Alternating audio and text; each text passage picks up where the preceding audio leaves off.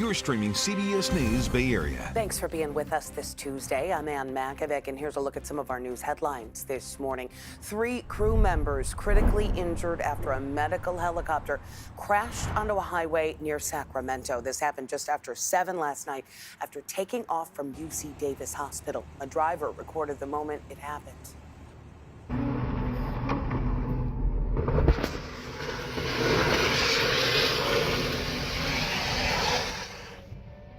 Wow. Authorities say the 3-member crew, they were a pilot, a nurse, and a paramedic. No patients were on board. The cause of that crash under investigation.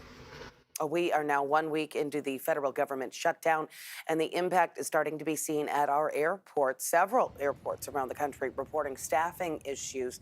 The most glaring example, no staff inside the air traffic control tower at the Burbank Airport in Southern California last night. Transportation Secretary Sean Duffy says the department is slowing air traffic in areas hit by staffing shortages to ensure the airspace is safe. Oakland Mayor Barbara Lee set to give her first State of the City speech this afternoon. She is expected to address the challenges facing Oakland. That includes a ballooning budget deficit and threats from President Trump to send federal troops to control crime. The mayor's address is set to start at 3:30 this afternoon at City Hall. All right, let's get another check on our first alert forecast because it's another warm day around the Bay. But as meteorologist Jessica Birch shows us, we are in for a cool down coming up. Well, it's another summer-like day for us here in the Bay Area, despite the fact that it is definitely fall right now. We're taking a look at 90s in the forecast today, all the way over into places like the East Bay. I'm going to turn on the temperature contour map just to kind of paint that picture. As you start to see red pop up on this map into this afternoon, that means we're sitting above average. So let's head all the way over into Napa, for example, right? Let's zoom all the way in. We're talking about 80s today in places like Napa and Santa Rosa, all the way down into Petaluma, putting us about 9 to 10 degrees above average in the North Bay. Let's zoom out now and head all the way over into the East Bay. Looking pretty similar with 80s and 90s in store for us today. Same trend all the way down into the Santa Clara Valley. But the big thing is, right around the corner, we actually have a big cool down as low pressure approaches starting tomorrow. That's going to cool us off. It'll bring in some more clouds, and then we'll be right back to average as we head into this weekend, just in time for Fleet Week. Even though the Blue Angels are still up in the air right now, literally, figuratively, we still are holding on tight to some nice cool weather just in store for the rest of the air show happening this weekend. So Friday, Saturday, and Sunday, we're talking about 60s, sunny skies on tap for us as we dive into this weekend too. It'll be beautiful right around the corner. But I want to start off with our friends all the way over to the coast. We head over to Pacifica and Half Moon Bay. And as you take a look at the next 7 days, this is unusual for us. Dealing with daytime highs about 5 to 10 degrees above average along our coastline today too. We have 70s in store for us, sunny skies. This is the day to head out to the beach, in my opinion. If you could take some time off work or school afternoon into the afternoon hours today, I should say, today's the day to head out to the coast. By tomorrow, we're right back to cloudy skies, cooler conditions on tap for us as we head into this weekend with 60s around the corner. Now you make your way over into the Bay. We're also dealing with above average conditions. Today, Oakland sitting about 10 degrees above average, putting us in the 80s. We'll be back into the 70s tomorrow, 60s around the corner into this weekend.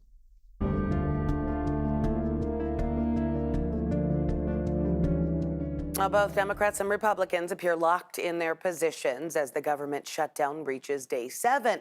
Democrats are demanding a measure that includes an extension of health insurance tax credits.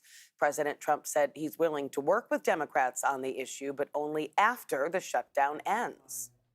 We are speaking with the Democrats, and some very good things could happen with respect to health care. The leader, Schumer, or myself have heard a word from the administration about resolving this issue. Meantime, not clear right now if furloughed workers will receive back pay. A 2019 law signed by President Trump had been widely interpreted as guaranteeing it, but the White House Office of Management and Budget says its interpretation of the law is that workers are not guaranteed to be paid for their time off. Meantime, travelers starting to feel the effects of the shutdown at airports across the country. Our Veronica Macias is at SFO tracking flights and potential delays. Exactly a week ago, we were talking about what types of scenarios we could see under a federal government shutdown. It seems like today we are seeing those day-to-day real problems impacting the nation at airports around the country. Thankfully, not here at SFO. On its website, SFO shows that security screeners at SFO are employees with Covenant Aviation Security and not TSA employees. Therefore, they will continue to be paid during the shutdown. Remember, air traffic controllers are considered essential workers, and during this shutdown, they are expected to show up to work without pay. At the moment, there's also a hiring freeze for the industry. During the last shutdown, we saw strains on air travel. They got especially bad when TSA agents were not reporting to work, and we saw long lines at airports. On their website, the National Association of Air Traffic Controllers delivering a strong message a week into this shutdown, saying, quote, "At this critical juncture, it is more important than ever that we rise to the occasion and continue delivering the consistent high level of public service we provide every day. We must also recognize that in the current political climate, federal employees are under heightened scrutiny. We cannot stress enough that it is essential to avoid any actions that could reflect poorly on you, our union, or our professions." We also talked to some passengers today who feel like this is all a lose-lose situation. It's not fair, and the government definitely needs to come to an agreement. There needs to be an agreement in Washington. There needs to be some type of compromise, common ground, and people need to get back to work and be paid. According to Transportation Secretary Sean Duffy, if they do continue to see employees calling out sick at airports, they will reduce the flow of transportation, one that's considered safe for the American public. And we are going to continue to follow the government shutdown and its impacts across the nation and here in the Bay Area. You can find updates anytime on our website, kpix.com, and streaming on the free CBS News app. Fire officials say that bystanders helped rescue a trapped crew member after that medical helicopter crashed near Sacramento. Yeah, first CHP on scene. They're getting a report of a helicopter crash on eastbound 50.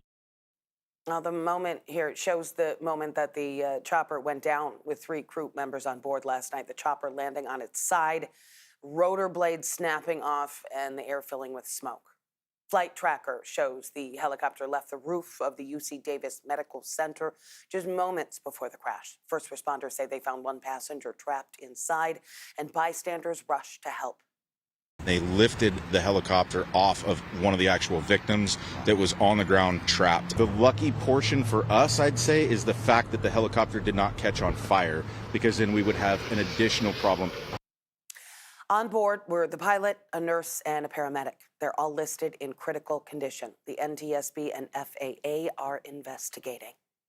Still ahead here on CBS News Bay Area, a local school district that's already made a lot of cuts, facing an uncertain future. The tough choices that need to be made to avoid a state takeover. I worry that I don't know that we all have much more to give if we're asked to do it with less.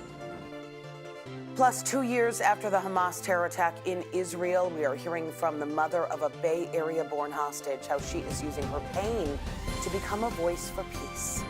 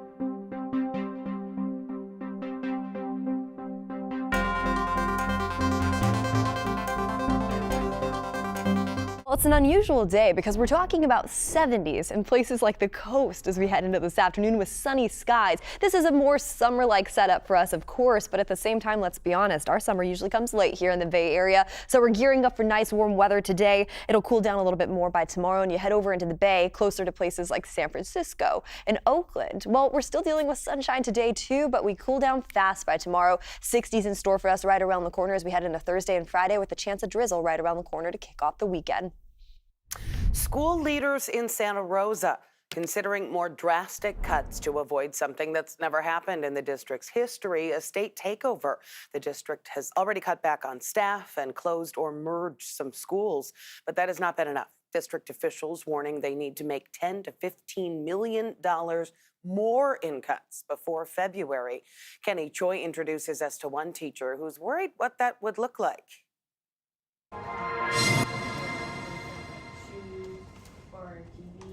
In society, we've accepted. Keeping a room full of 8th graders engaged in an English class is no easy task. Right? We're trying to get our wheels turning. Allison Budlong is giving it her all. We can only do so much as human beings.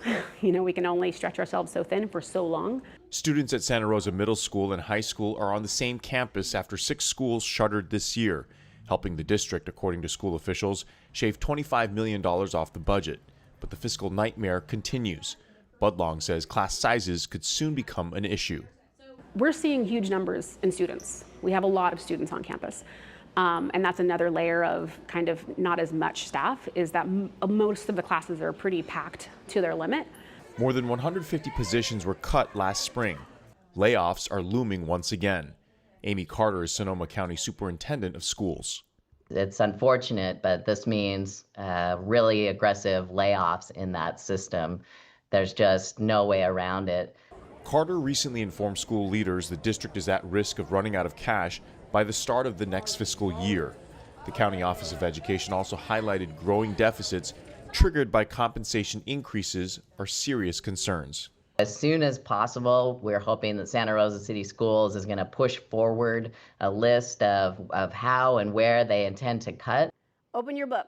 If the district enters state receivership, Santa Rosa City Schools would become the first Sonoma County school district to lose local control. One board member says program cuts, including academic, wellness, and support, could all be on the block as layoffs loom. If we had to give more, I worry that I don't know that we all have much more to give if we're asked to do it with less. Have you ever had to step? Teachers like Allison Budlong are fighting to keep her students focused as school officials face difficult decisions on the horizon. Now, there are reports that the district could consolidate at least 2 more schools sooner than it had originally planned. The full board is set to meet tomorrow. An independent retired judge has found cause to remove San Mateo County Sheriff Christina Corpus from office. Judge James Emerson released his 42 advisory opinion to the county Monday, finding Corpus violated several laws related to her duties.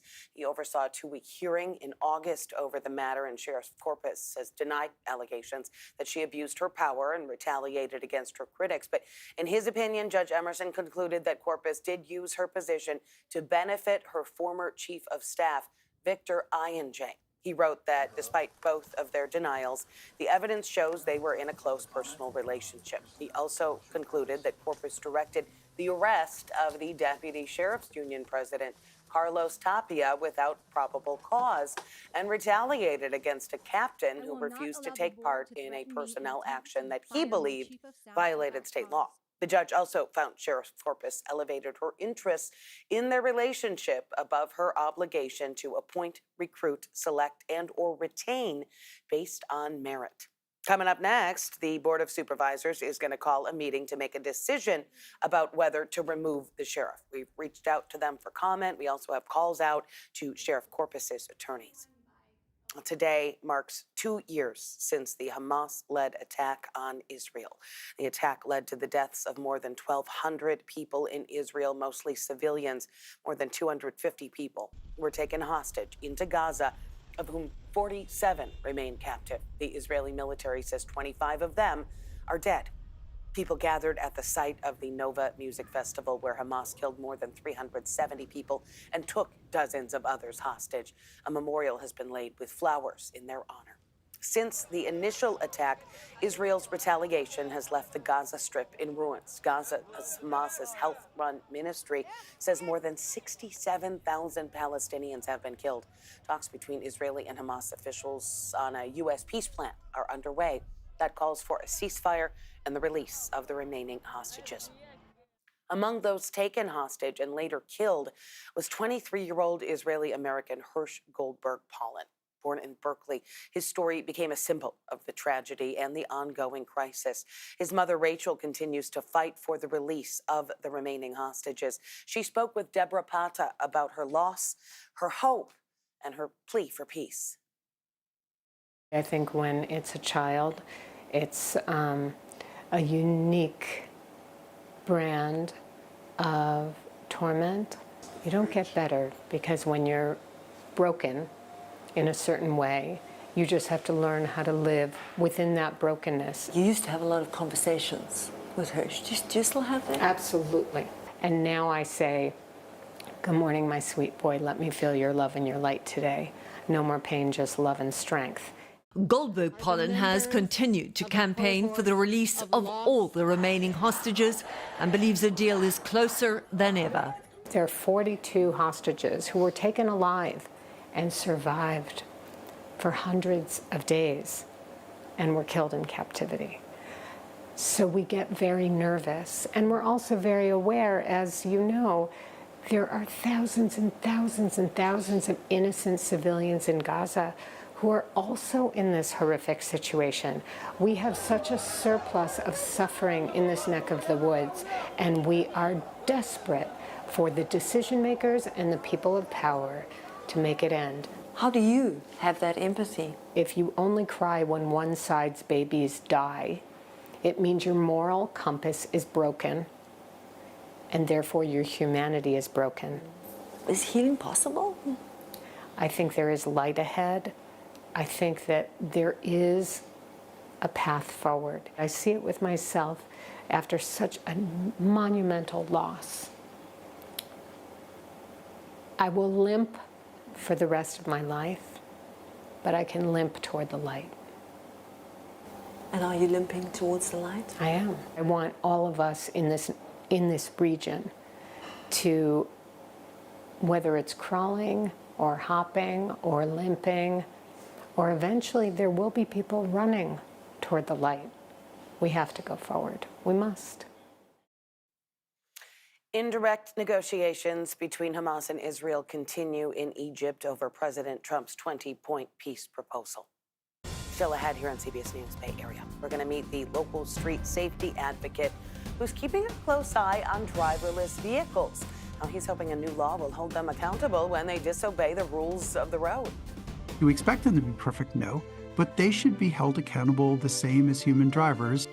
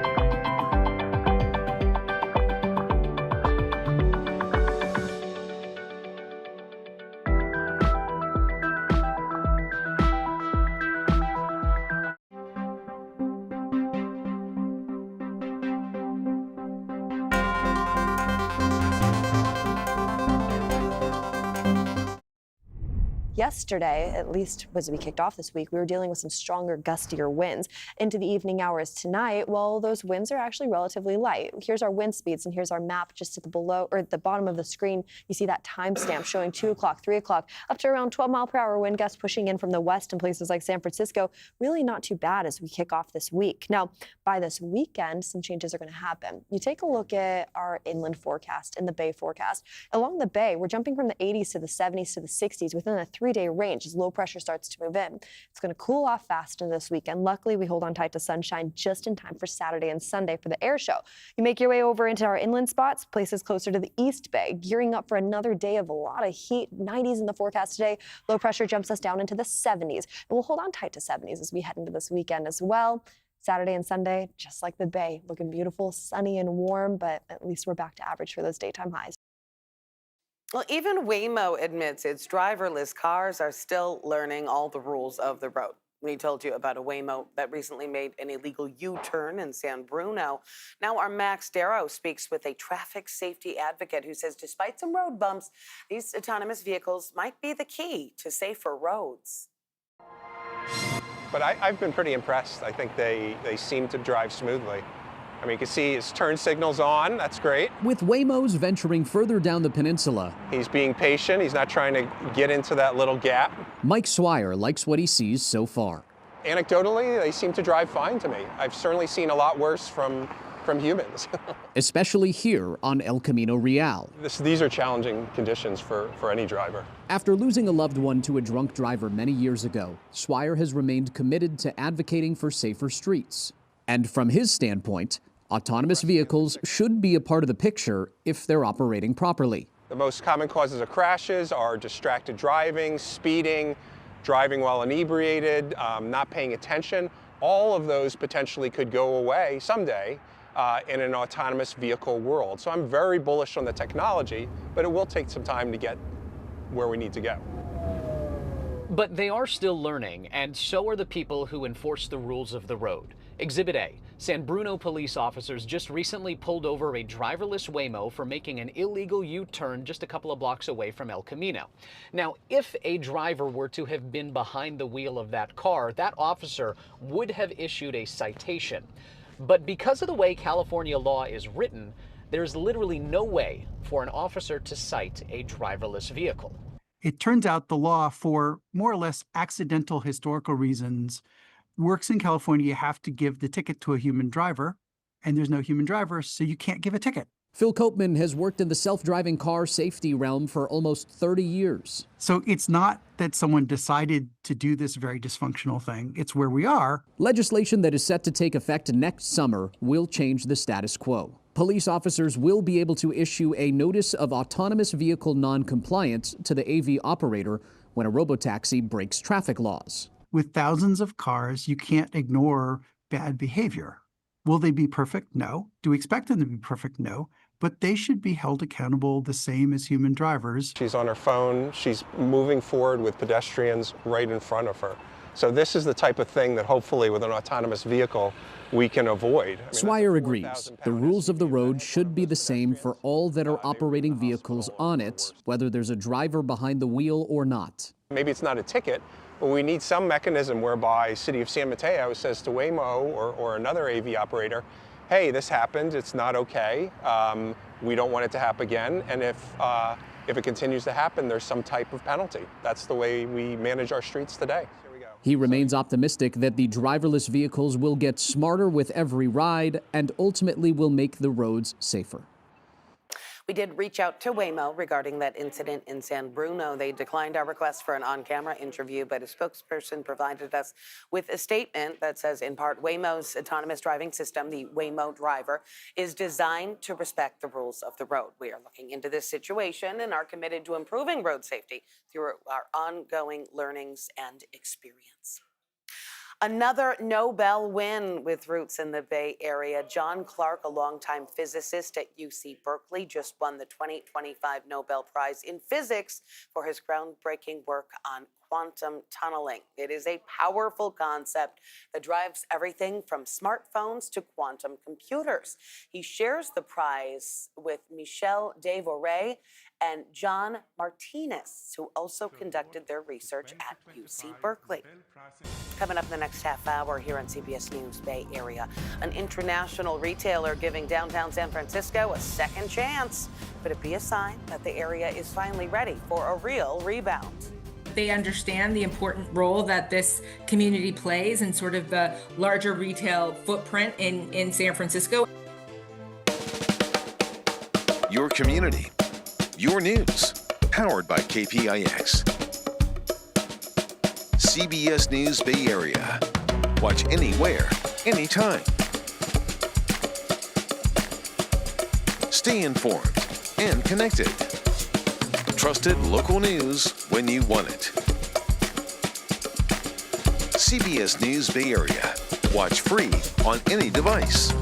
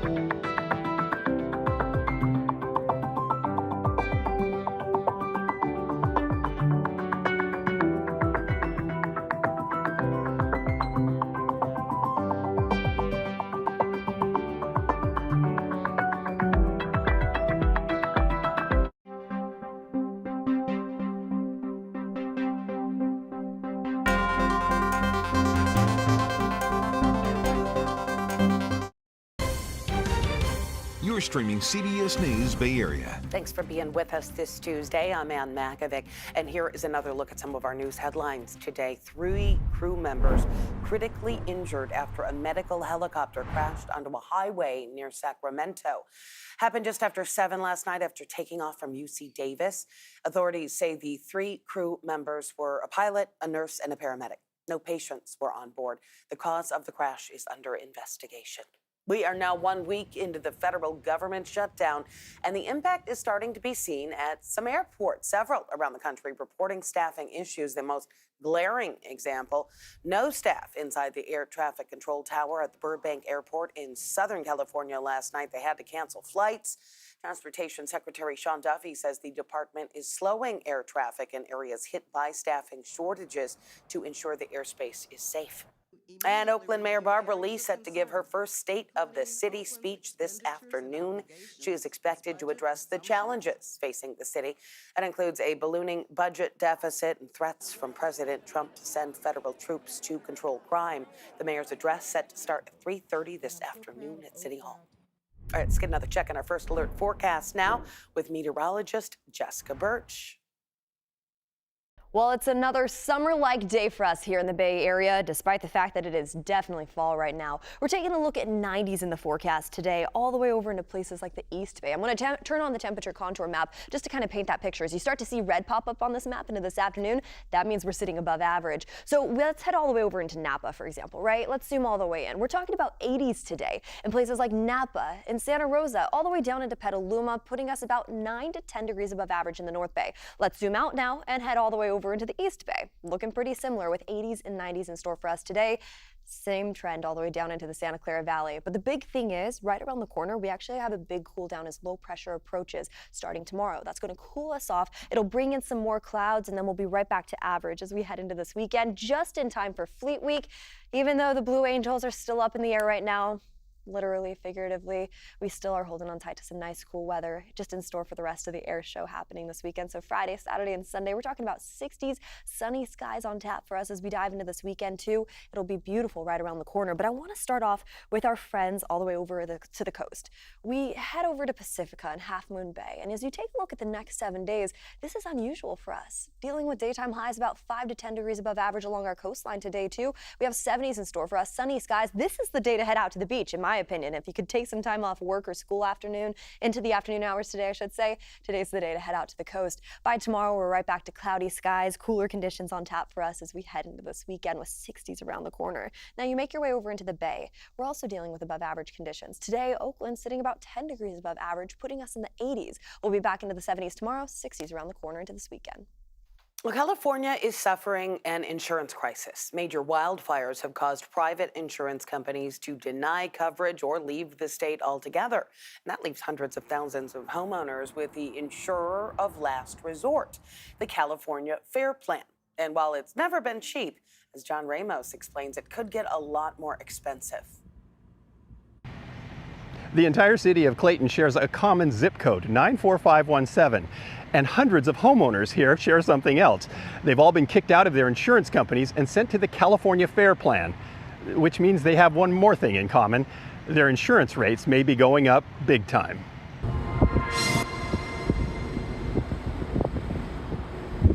Clayton doesn't seem very dangerous, but the insurance companies sure think it is.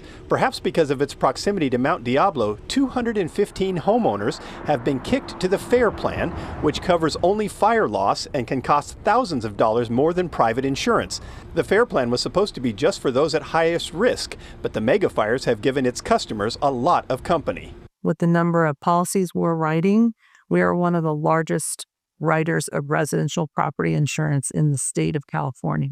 For us specifically, within the sustainable insurance strategy, the California Fair Plan needs to have adequate rates. They have submitted what those increased rates should be at the California Department of Insurance, an average hike of 35.8% for about 4 out of 5 policyholders. And for Clayton, it would be much higher.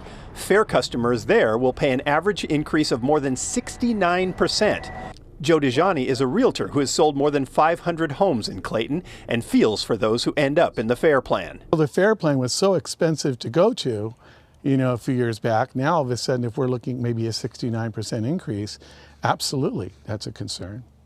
Yeah. And it's also going to be a concern for purchase. So buyers may choose to purchase other locations.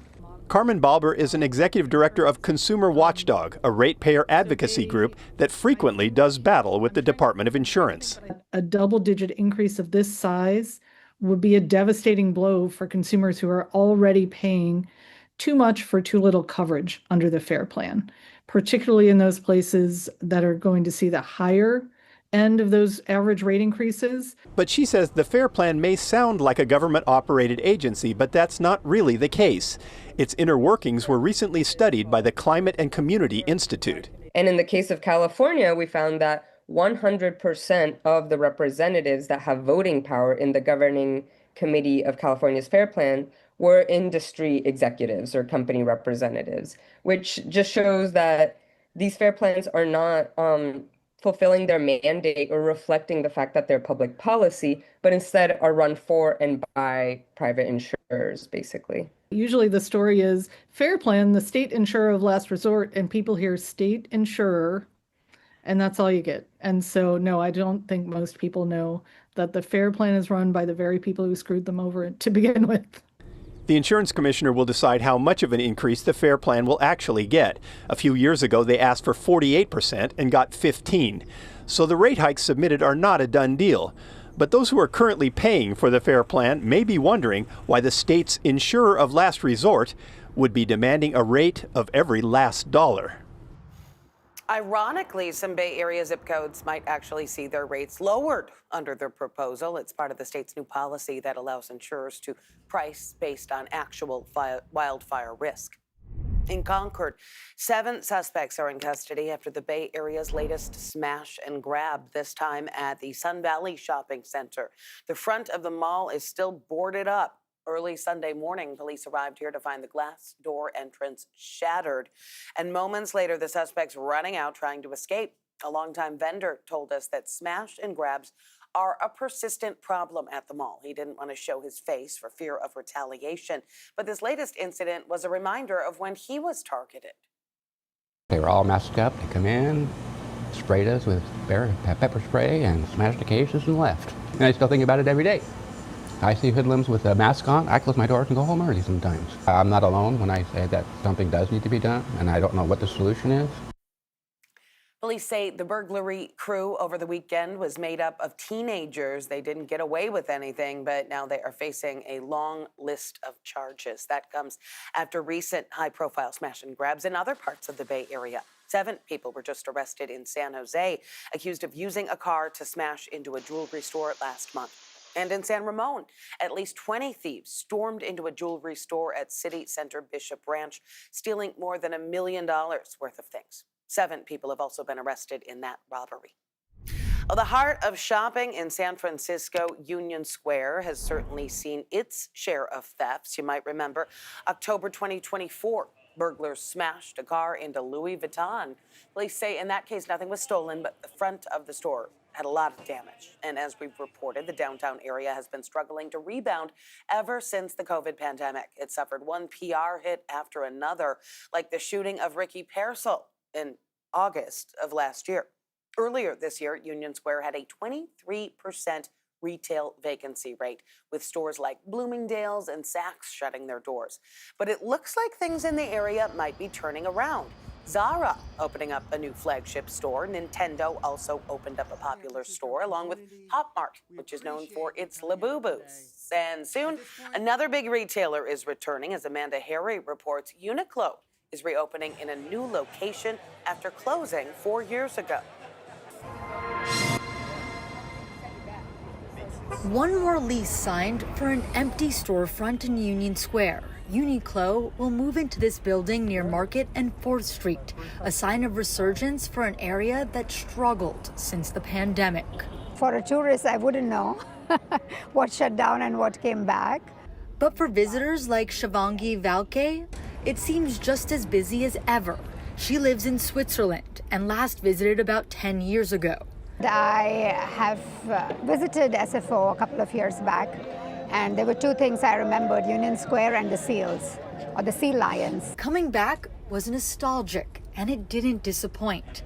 She didn't plan on buying anything, but stopped in Macy's and couldn't resist. They still have very old-fashioned, very kind service personnel. That's what I really love about Macy's. I think gentlemen spent like an hour showing me 25 different pairs before I chose the 2 I wanted. Right across from Macy's, in the square, Maddie Griggs has been helping City Studios run a free sketching program since May. She says she's noticed the stores bringing in more people. I think the stores are definitely helping to attract larger crowds. CEO of the Union Square Alliance, Marissa Rodriguez, says all of this, bringing in new stores and providing free activities, is an effort to revitalize the area. There's been a real strong investment in from the city into the district. Our government leaders are really focused on making sure that we have police presence, that we have clean environment, and lots of activation. Rodriguez wasn't surprised to see Uniqlo wanting to come back, and they're not the only business returning. Zara will be reopening in a new location as well.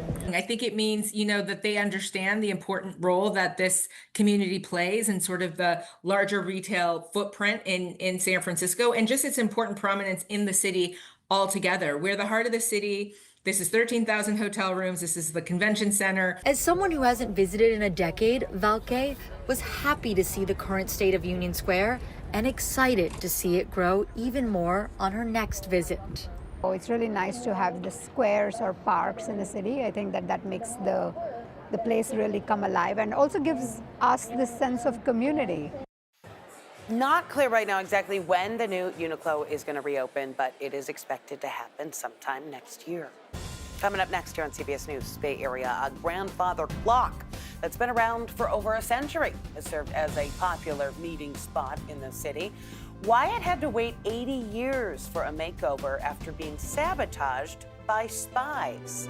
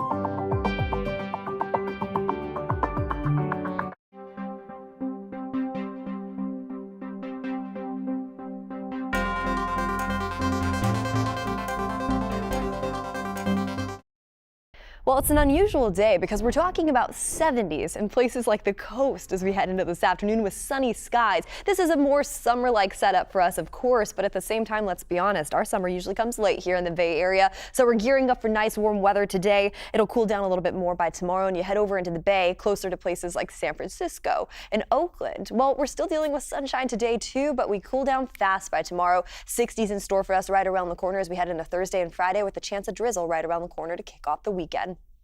Well, the Westin St. Francis Hotel in San Francisco showcasing the opening of a new Michael Mina restaurant and something called the Eighth Rule. That's a bourbon-driven bar developed in part by Steph Curry. But that's not all that's driving people to the hotel. There is something that had been in the St. Francis lobby for a century and has served as an iconic meeting point. When I was a kid, everybody knew what meet me under the clock meant. It meant this clock in the St. Francis Hotel. It didn't mean any other clock. Everybody in the city knew meet me at the clock or under the clock. Meet me in the lobby of the St. Francis under this clock. But the clock hadn't been itself lately. In fact, not since 1945, when it was sabotaged by spies. Brian Hackney shows us the tale of the St. Francis clock. In the lobby at the Westin St. Francis Hotel in San Francisco,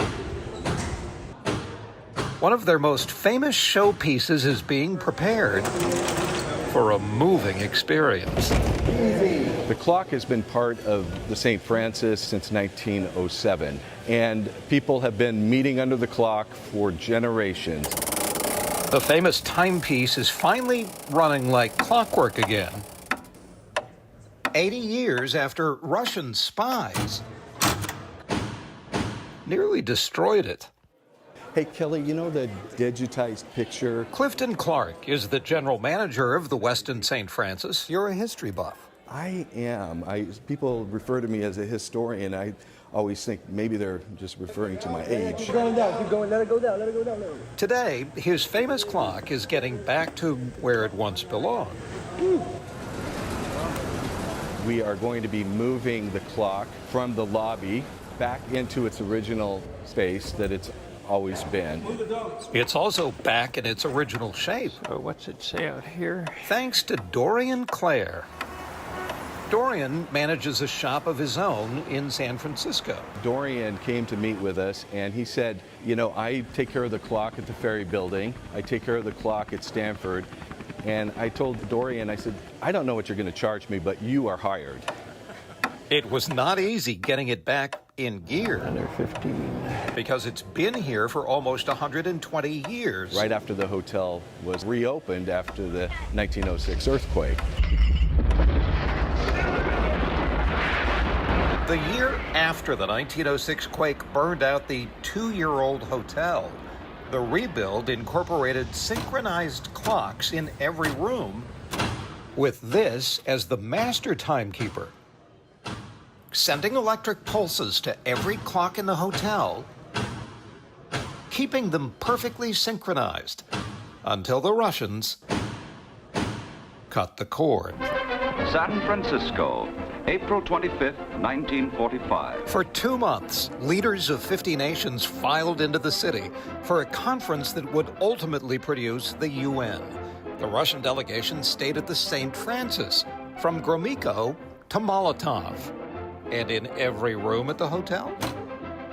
The Russians heard this clicking, and they assumed that clicking must be some form of a spy device, so they yanked the wiring out of the wall. And the master clock didn't work any longer.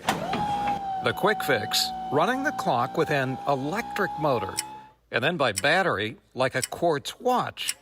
That would tick off any historian. It's a shame that the clock is working on a quartz crystal and not the mechanism that it was designed to work off from. So it was time to redeploy 400-year-old technology. What are you doing? Oh, just putting the pendulum back in to see it swing and see it keep time. We came along and we fixed the old weight-driven wind-up electromechanical movement, which is running today. So for the first time since 1945, the clock is back in place, driven by a pendulum, running like clockwork. It should stay within maybe 5 seconds a month. And while modern technology is purposely obsoleted within a few short years, the life expectancy of this is literally hundreds of years if they take care of it. So people from the 23rd century can continue to meet under the clock at the Westin St. Francis. What a story. To check out the clock for yourself, the hotel is located at Powell and Geary Street by Union Square. Coming up here on CBS News Bay Area, Barks and Blessings in San Francisco, a special tradition honoring the saint this very city was named after.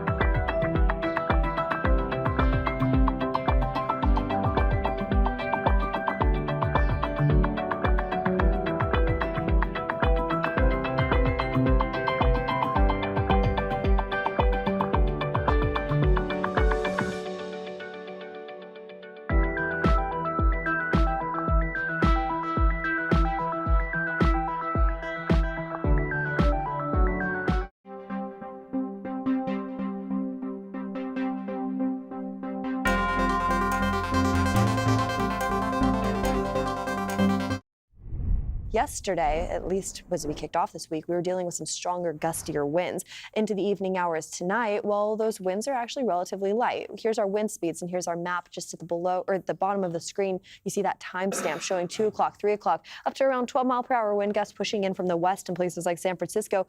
Really not too bad as we kick off this week. Now, by this weekend, some changes are going to happen. You take a look at our inland forecast and the Bay forecast. Along the Bay, we're jumping from the 80s to the 70s to the 60s within a 3-day range as low pressure starts to move in. It's going to cool off fast in this weekend. Luckily, we hold on tight to sunshine just in time for Saturday and Sunday for the air show. You make your way over into our inland spots, places closer to the East Bay, gearing up for another day of a lot of heat. 90s in the forecast today. Low pressure jumps us down into the 70s. And we'll hold on tight to 70s as we head into this weekend as well. Saturday and Sunday, just like the Bay, looking beautiful, sunny and warm, but at least we're back to average for those daytime highs. Hundreds of people came together this weekend to celebrate the Feast of St. Francis in San Francisco. And as Laureen Ayub reports, the main draw was the animals. It's a St. Francis tradition. The blessing of the animals here at St. Mary's Cathedral is ensuring that all the furry friends of the land give prayers, protection, and lots of love. In the heart of San Francisco, a tradition rooted in both faith and love draws pet owners to the steps of the Cathedral of St. Mary of the Assumption. Every October, churches around the world honor the Feast of St. Francis of Assisi, patron saint of animals and namesake of this very city. Francis found God everywhere in creation itself. And it's beautiful because he understands that God sends love in different ways to us. For many, it's a sacred moment to reflect on the connection between humans and all living creatures. St. Francis believed animals were not just companions, but reflections of divine love. The blessing to the animals is a blessing of love, of holy protection, for long life, for healing, for all those things, for God knows what the creature needs, just as he knows what we need. For longtime San Francisco resident Anj, the moment carries special meaning. Blessed are you, O Lord. Well, Coco's 16 and a half, and after spending most of her life in the city together, we decided no better blessing than the blessing of St. Francis.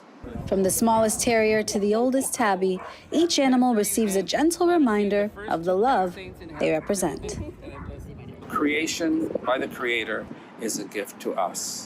Because in the city of St. Francis, the bond between people and animals continues to be honored, one blessing at a time. Last year, some churches participating in the blessing of the animals even blessed house plants. Everybody can use a little blessing these days. Thanks for streaming CBS News Bay Area. I'm Ann Makovic. We're going to be right back with your first alert forecast and another look at your top stories.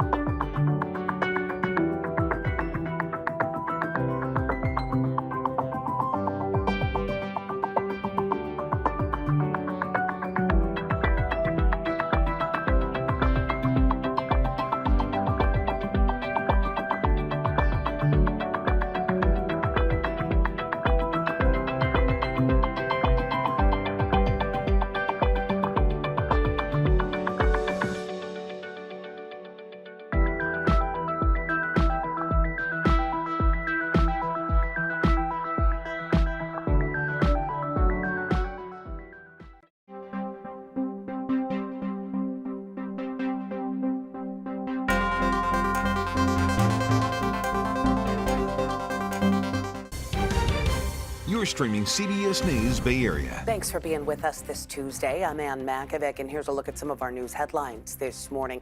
3 crew members critically injured after a medical helicopter crashed onto a highway near Sacramento. This happened just after 7 last night after taking off from UC Davis Hospital. A driver recorded the moment it happened.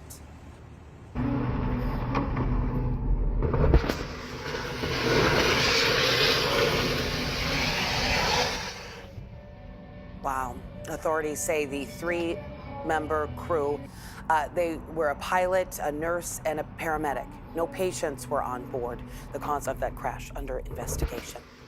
We are now 1 week into the federal government shutdown, and the impact is starting to be seen at our airports. Several airports around the country reporting staffing issues. The most glaring example, no staff inside the air traffic control tower at the Burbank Airport in Southern California last night. Transportation Secretary Sean Duffy says the department is slowing air traffic in areas hit by staffing shortages to ensure the airspace is safe.